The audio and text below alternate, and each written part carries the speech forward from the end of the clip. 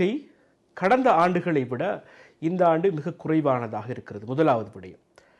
அது மாத்திரமல்லாமல் முன்னரை போல் அல்லாது அல்லது கடந்த ஆண்டுகளை விடவும் இந்த ஆண்டு விசா பெற்றுக்கொண்டு புதிதாக விசா பெற்றுக்கொண்டு வந்தவர்களுடைய எண்ணிக்கை மிகவும் குறைவு. அது மாத்திரமல்லாமல் நடைபெற்று முடிந்திருக்கின்ற வழக்குகளுடைய அந்த வெற்றி மிக அதிகமாக, அதாவது அகதிகளுடைய வழக்கு வெற்றி என்பது மிக அதிகமாக வெற்றி பெற்றிருக்கிறது. இப்படி இந்த சந்தர்ப்பம் இருக்கிற பொழுது இப்பொழுது நாங்கள் இருப்பது 2025 ஏப்ரல் மாதம் இறுதி பகுதி.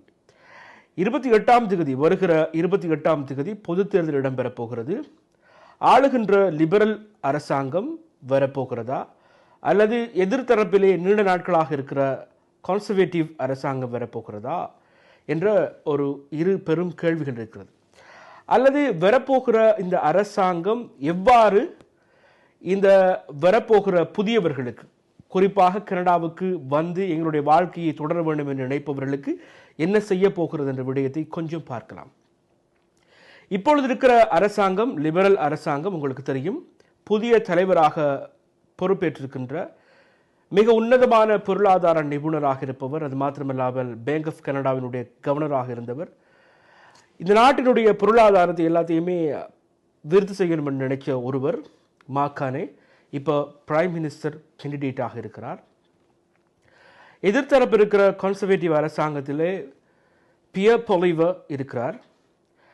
இதில் இப்போ 20இல் யார் வந்தால் புதிதாக வரப்போகிறவர்களுக்கும் இப்பொழுது நாட்டுக்குள்ளே வந்து புதிதாக செட்டில் டவுன் ஆகி இருக்கிறவர்களுக்கும் நடக்க போகிற நன்மை தீமையை பற்றியும் இந்த காணொலியில் பார்க்கலாம்.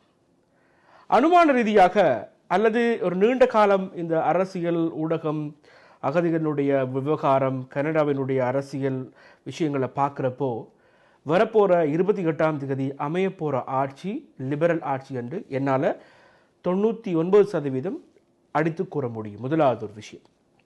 அதுக்கு நிறைய காரணங்கள் இருக்கிறது.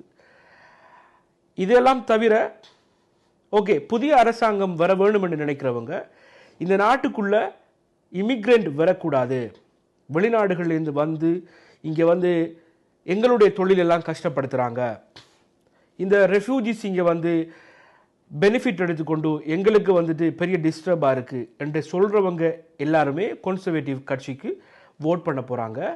ஆனால் அவங்களுக்கு தெரியாது இவங்க எல்லாருமே வந்த பாதை வந்து இதுதான்.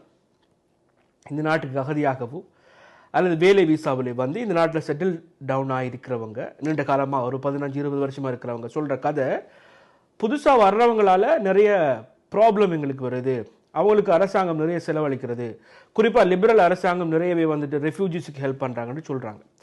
இப்படி கதையெல்லாம் நமக்கு கேட்குறப்போ மிகவும் கவலையாக இருக்கும். குறிப்பாக இலங்கையை சேர்ந்த முதல்ல வந்து இந்த அகதிகளாக வந்து இங்கே செட்டில் ஆனவங்க கூட இப்படி கதைக்கிறப்போ மிகவும் வலியாக இருக்கும்.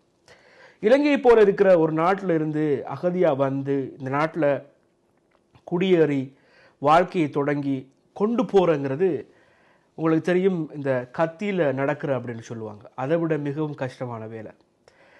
அகதி அந்தஸ்து கிடைக்கும் வரைக்கும் அந்த நபர் படுற கஷ்டம், அவருக்கு இருக்கிற வலி, அவர் சுமந்திருக்கின்ற அந்த பிரச்சனைகளுடைய தாக்கம், குடும்பத்தாரனுடைய அந்த ப்ரெஷர், இங்கே குளிர்காலம், இதெல்லாமே கஷ்டத்தில் அவர் வந்து தொடர்ந்தேர்ச்சியாக இந்த நாட்டுக்குள்ளே அந்த ரெஃப்யூஜி கேஸ் வின் பண்ணுற வரைக்கும் படுற கஷ்டம், அதுக்கப்புறம் அவர் பிஆர் கார்டு எடுத்து அதுக்கப்புறம் சிட்டிசன்ஷிப் எடுத்து இந்த நாட்டில் செட்டில் ஆகிற வரைக்கும் அந்த நபர் ஒரு தனிநபராக இருந்தால் அவர் அனுபவித்து கொள்கிற அந்த வேதனை என்பது மிகவும் கடினமானது. ஆனால் இங்கே இருக்கிறவங்க நிறைய பேர் வந்து அதை புரிஞ்சு கொள்ளாமல், புதுசாக வந்திருக்கீங்களா அல்லது புதுசாக வந்து நீங்கள் வந்ததால் எங்களுக்கு பிரச்சனை இல்லை சொல்கிறதெல்லாம் வந்து, இலங்கையிலையும் நாங்கள் ஒரு சிறுபான்மை இனமாக துரத்தப்பட்டோம், எங்களுடைய உரிமைகள் பறிக்கப்பட்டது, எங்களுக்கு அங்கேயும் ஒரு நிம்மதியான வாழ்க்கை இல்லை, நாங்கள் உயிர்களையும் உடைமைகளையும் இழந்து கொண்டிருக்கிறோம், இழக்க போகிறோம், எந்த இடத்துல எங்களுக்கு ஆறுதல் வரும் அப்படி என்று சொன்னால், இந்த புலம்பெயர்ந்து வாழ்கிற எங்களுடைய நாடுகளில் போய் இப்போ புதுசாக அங்கே கஷ்டப்படுறவங்க அல்ல பாதிக்கப்பட்டவங்க வர்றப்போ அவங்கள வரவேற்கிறது தான் எங்களுடைய ஒரு நல்ல குணமாக இருக்கும். ஆனால் நாங்கள் அதுக்கு மாற்றீடாக சிந்திப்பதை நிறைய இடத்துல பார்க்குறோம். ஆனால் எல்லோரும் அப்படி அல்ல என்கிறத இவ்விடத்தில் உங்களிடம் நான் பகிர்ந்து கொள்ள போகிறேன். கனடாவுக்கு புதுசாக வரலாமா அல்லது இப்போ விசா அப்ளை பண்ணலாமான்னு கேட்டால் நான் சொல்லுவேன், என்னுடைய அபிப்பிராயம் வாங்க எல்லாரும் வந்து இலங்கையில் ஏதோ ஒரு வகையில் வலிகளோட கஷ்டத்தோடு இருப்பீங்க. பொருளாதார ரீதியிலா அல்லது உரிமை மீறல் சம்பந்தமாக அல்லது சிறுபான்மை என்ற ரீதியில் பாதிக்கப்பட்டிருப்பீங்க. வர வேண்டாம் என்று சொல்றதுக்கு யாருக்குமே அதிகாரம் இல்லை. நீங்கள் எல்லாருமே வாங்க, ஒரு பிரச்சனையுமே இல்லை. ஆனால் இங்கே வர்றதுக்கான சூழ்நிலைகளை சரியாக அமைச்சு கொள்ளுங்க. இங்கே வந்த பிறகு இந்த வாழ்க்கையை தொடரத்துக்குரிய அந்த கட்டுக்கோப்புகளை அந்த ஸ்ட்ரக்சரை சரியாக அமைச்சு கொள்ளுங்கன்றது தான் என்னுடைய எப்போதுமே நான் சொல்கிற விஷயம். இப்போது லிபரல் அரசாங்கம் வர வேணும்ங்கிறது என்னுடைய ஒரு அபிப்பிராயமாக இருக்கிறது. அது என்னமோ தெரியலை. கடந்த கால அந்த அவர்களுடைய செயற்பாடுகள், இமிக்ரண்ட்டுக்கு அவர்கள் வழங்கியிருக்கிற சலுகைகள், அகதிகளுக்கு அவர்கள் வழங்கியிருக்கிற சலுகைகள் எல்லாமே எனக்கு பிடிச்சி போகிறது. காரணம் ரெஃப்யூஜிஸ் சம்மந்தமாக, ரெஃப்யூஜிஸோட பெனிஃபிட் சம்மந்தமாக, ரெஃப்யூஜிஸோட ரைட்ஸ் சம்மந்தமாக எப்போவுமே சிந்திக்கிறதால ரெஃப்யூஜிஸுக்கு என்ன பொறுத்த வரையில் லிபரல் அரசாங்கம் மிகவும் பொருத்தமானதாக இருக்கும். ஏனெண்டா உங்களுக்கு ஞாபகம் இருக்கும், 2010ஆம் ஆண்டு சன்சி கப்பல் வந்தப்போ அப்போ கன்சர்வேட்டிவ் அரசாங்கம் இருந்தது. இலங்கையிலிருந்து வந்த கப்பலில் வந்தவங்களை என்ன சொன்னாங்க தெரியுமா? இந்த கன்சர்வேட்டிவ் அரசாங்கம் டெரரிஸ்ட் என்று சொன்னாங்க. அப்படியான ஒரு அரசாங்கம் திருப்பி வந்து இலங்கையில் இருந்து வர்றவங்களுக்கு, குறிப்பாக எங்களுடைய தமிழ் மக்களுக்கு சரியாக செய்வாங்களா அப்படின்னு கேட்டால் எனக்கு அதில் நம்பிக்கை இல்லை. ஏனெண்டா ஆளுகிற லிபரல் அரசாங்கம் நிறையவே நல்ல விஷயங்கள் பண்ணியிருக்கு. அது அரசியல், அது ஒரு பக்கம் இருக்க, வரப்போகிற லிபரல் அரசாங்கம் நிறைய நல்ல விஷயங்களை, இமிக்ரேஷன்ஸ் விஷயங்களை செய்யுமென்று எனக்கு ஒரு நம்பிக்கை இருக்கிறது. ஆகவே அது ஒரு புறம் இருக்கிறது. 2025ஆம் ஆண்டில் விசா புதிதாக வழங்கப்பட்டதா அப்படின்னு கேட்டால் 100க்கு என்ன பொறுத்த வரையில் 15% தான் இந்த விசா வழங்கப்பட்டிருக்கு. இதுக்கு காரணம் இந்த அரசாங்கத்தில் இருக்கின்ற அந்த நிலை பேரா தன்மையை அவங்களை தக்க வைக்க ஒரு சூழ்நிலையில் நிறைய மாற்றங்கள் நடைபெற்றது. முதல் இருந்த ஜஸ்டின் ட்ரூடோ வந்துட்டு பதவி விலகி இருந்தார். அதில் இமிக்ரேஷன் மினிஸ்டர்ஸ் 2 தரம் மாறி இருந்தாங்க. இப்படி நிறைய பிரச்சனைகள் இருந்ததால் இந்த வருஷம் ஒரு இக்கட்டான ஒரு வருடமாக அமைந்து விட்டது இந்த இமிக்ரேஷன் ஸ்டாஃபுக்கு. அதனால் விசா ரிஜெக்ட் பண்ணப்பட்டது கூட.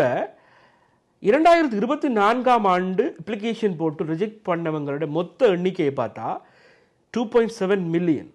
இதுக்கு காரணம் கனடாவில் வந்துட்டு விசா போட்டால் கிடைச்சிரும் அப்படின்னு நம்பிக்கையில் வேர்ல்டு வைடாக வந்துட்டு எல்லா நாடுகளிலும் இருந்து விசா போட்டு இந்த அதாவது ஆன்லைன் சிஸ்டம்ன்றதால நிறைய பேர் ட்ரை பண்ணியிருக்கிறாங்க. 27 lakhs, அதாவது 2.7 மில்லியன் விசா ரிஜெக்ட் ஆகிருக்கு.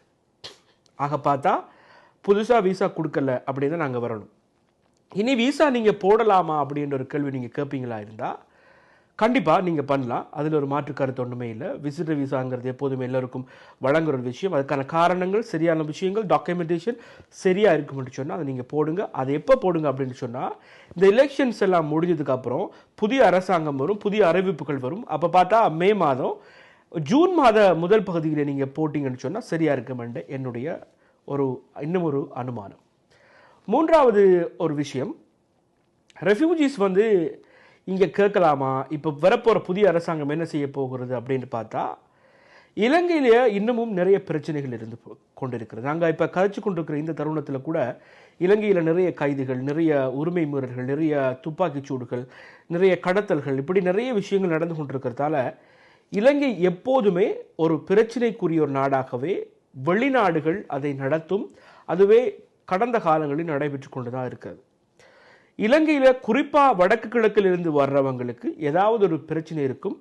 சில பேர் பிரச்சனைகளை உடைய வருவாங்க, சில பேர் அவங்களுக்கு தெரியாமலே அவங்கள சார்ந்த ஒரு உரிமை சார்ந்த பிரச்சனை இருக்கும். அவர்களுடைய இங்கே ரெஃப்யூஜி கிளைம் வழக்கு, அதாவது ரெஃப்யூஜி கிளைம் பண்ணதுக்கப்புறம் அவங்களுடைய கேஸ் வின்னிங் ரேட் பார்த்தா 98% நான் சொன்னேன். ஏற்கனவே நிறைய காணொலிகள் உங்களுக்கு சொல்லியிருப்பேன், அதனுடைய அந்த சரியான தரவுகளோடு உங்களோட சொல்லியிருப்பேன். ஸோ அந்த அடிப்படையில் நாங்கள் வந்துட்டு இலங்கையிலிருந்து வாரவங்களுக்கு நிறைய விஷயங்கள், அது வாய்ப்புகள் நிறையவே இருக்கிறது. கனடா ரெஃப்யூஜி கவுன்சிலுடைய அறிக்கை சம்பந்தமாக நான் உங்களுக்கு ஏற்கனவே நான் சொல்லியிருப்பேன். அந்த எந்த